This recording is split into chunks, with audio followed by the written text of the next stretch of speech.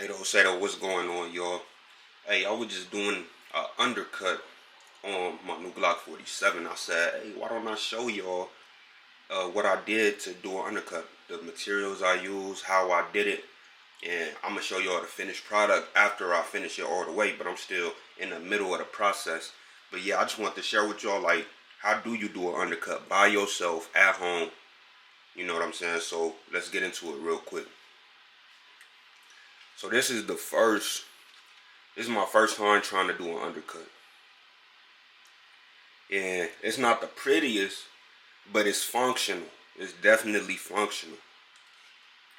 And you can see I didn't smooth it all the way out or polish it all the way. I could have went a little bit more. I ain't go all the way. Hold on, camera not focusing. But yeah, I ain't go all the way on the smoothness. You know, it could be nice and polished and black and all that, but it feels amazing. It feels real smooth. You don't feel no scratches, no dings, no nothing like that. And it's functional. It's definitely functional. Now this is the next one I did. This is the one I just did on my 47. As you could tell right off the bat, it's way better. Way better. Actually, it's actually a double undercut, you know? So it's pretty clean. And you can see I kind of scalloped the sides. You know what I mean? Kind of scalloped them just a little bit. Could have went further if I took the mag release off. Could have went a little bit further. You know? And yeah, I'm halfway done with this. I'm still doing the polishing part. I just got it smooth enough where it's usable right now. But yeah, man, let me show y'all the process and everything you need to go ahead and do your own undercut at home.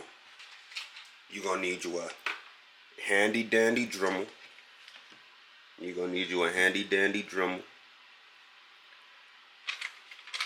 And your Dremel should come with the different bits for the Dremel, you know, the different drums. I think that's what they call it.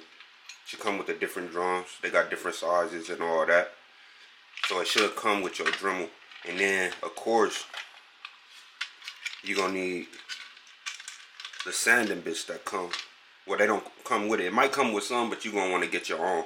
Because when you doing an undercut, you need different grits. And the grits ain't nothing but different roughness, you know what I'm saying, for different surfaces. So you got higher grits, like 600 to 2000 or to 2500. And those are more for like polishing work. And then you got the lower grits that's below 600, you know, and those is more for taking material off and actually reshaping whatever you're working on. So you're going to need these drums, these purple things right here. But yeah, you're going to need those. And this is what you're starting with. This is just what you're starting with to get the shape that you want. I started with 120 grit. So, of course, I took the slide off, took the light off, everything. Had her upside down like this. And I started in the middle. I started mine in the middle. Damn, my camera is not trying to focus. I started in the middle, you know, zzz, nice and slow. You don't want to go at a super high speed. Just go nice and slow. Go fast enough where it's taking material off, but slow enough where you can control the Dremel, you know.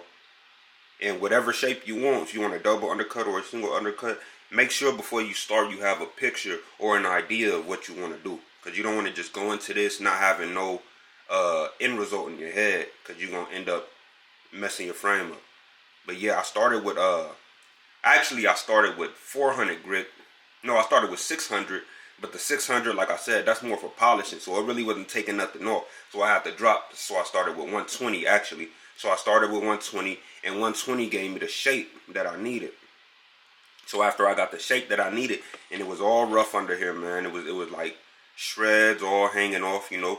So after that,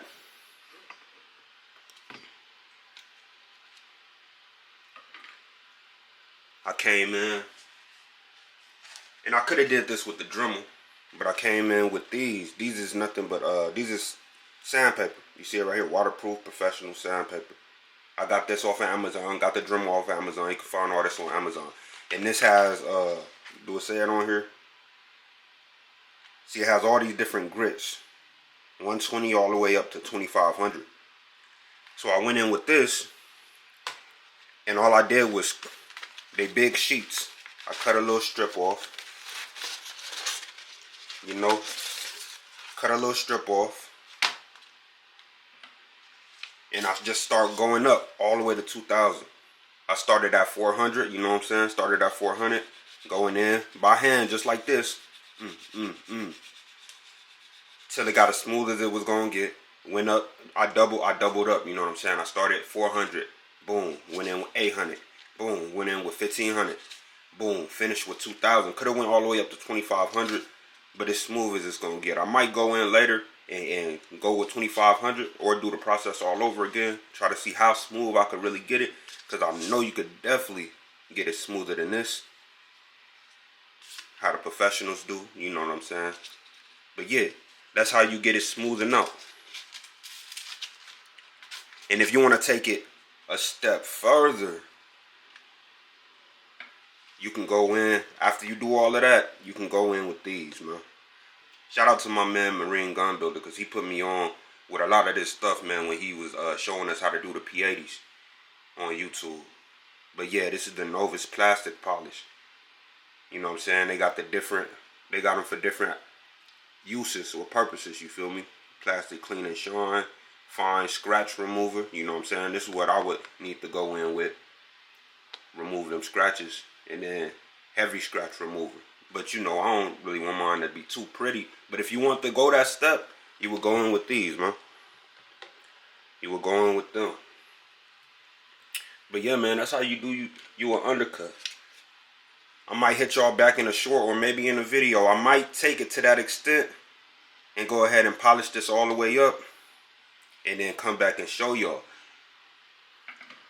When you use these polishes right here, you could go with a microfiber cloth and just or you could use your Dremel.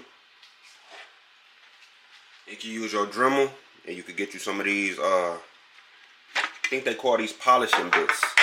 And these ain't nothing but like, they feel like a tough foam. You know what I'm saying? I think they call these polishing bits. You know, throw these on your Dremel.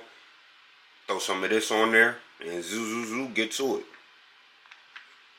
But that's if you really wanted to take it that far. Like I said, you could use a microfiber cloth to finish her off. You know what I'm saying? And you could use a Dremel. Instead of using the sandpaper, you could just use the Dremel to get you as smooth as you can get, and just stop right there, man. However you want to do it, but the basic principles is the same. You know what I'm saying? Start with 120 grit with your Dremel, and then just work your way up. And yeah, man, that's how you do an undercut on your Glock, man. I think I did pretty good though. Y'all let me know what y'all think in the comments. But yeah, man, let me know what's the process y'all use to do y'all undercuts, if y'all do. And if anybody was thinking about it, I hope this video helped somebody out, you feel me? And got them wanting to do an undercut, or gave them the confidence to go ahead and say, alright, let me go ahead and try that. But yeah, man, hey, it's your boy G Tactical Jody. And hey, I'll see y'all in the next one, man.